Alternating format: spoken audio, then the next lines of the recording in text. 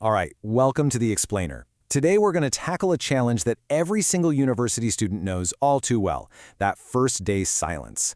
We'll show you exactly how to turn a room full of strangers into a genuinely connected team in, get this, just 5 minutes.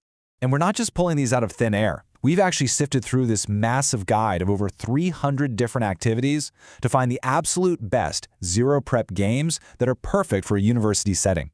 These are designed to get your class, your workshop, or your club meeting started on the exact right foot.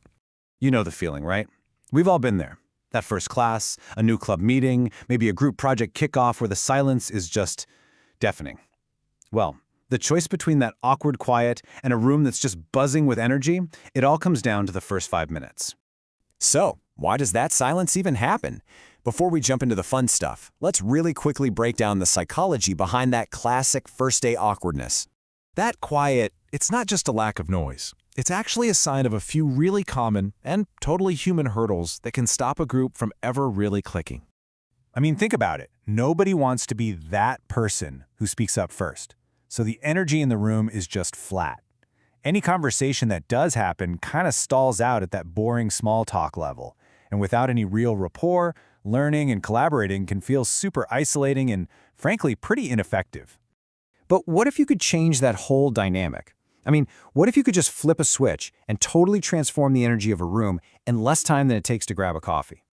And that is the secret sauce here. These activities, they're not just time fillers to kill a few minutes. They're actually strategic tools. They're specifically designed to build a community and make people feel comfortable enough to share their ideas.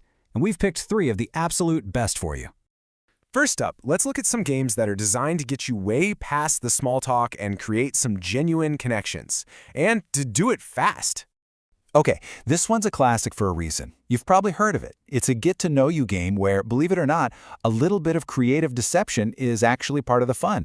Now here's what's so great about this one. It immediately builds what's called psychological safety. It makes you think creatively to come up with a believable lie, and it forces everyone else to really listen. Just that simple act of sharing and guessing creates an instant bond.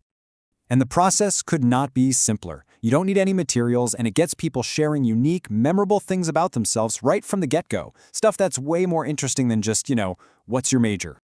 All right, so the ice is broken, people are talking. Now let's kick it up a notch. Our next game is designed to get those creative pathways in your brain firing on all cylinders. This one is an amazing warm-up for pretty much any kind of brainstorming session, a design sprint, or any problem-solving workshop you can think of. So the whole point here is the mental gymnastics you have to do to find these logical links between 2 totally random concepts. This gets your brain primed for creative thinking, and it makes it way easier to look at a problem from a bunch of different angles, which, as you know, is an essential skill for any university project. This is such good practice for flexible thinking. It forces you to collaborate under a little bit of time pressure, and it proves that there's pretty much always a path between 2 ideas. You just have to get creative to find it. And check this out. It's a perfect illustration of how it works. How in the world do you get from bread to baby? Well, you could say bread is a type of food. Food makes you think of drink. A common drink is milk, and milk is for a baby. See? Simple, logical, and pretty creative. Okay, our final game is all about introducing a little bit of low-stakes debate. It's a really fun way to practice the art of quick, compelling persuasion. Get ready for this one. It's a high-energy, super imaginative activity that gets everyone thinking and, yes, arguing on their feet, but in a really fun way. Now, this might sound a little silly, but it's a fantastic way to practice justifying your position and making a persuasive argument under pressure. By taking away all the real-world tension, it creates this safe space to build confidence for actual class debates or those big project pitches. This simple idea just instantly sets the stage. Who are you going to be? Albert Einstein? Beyoncé?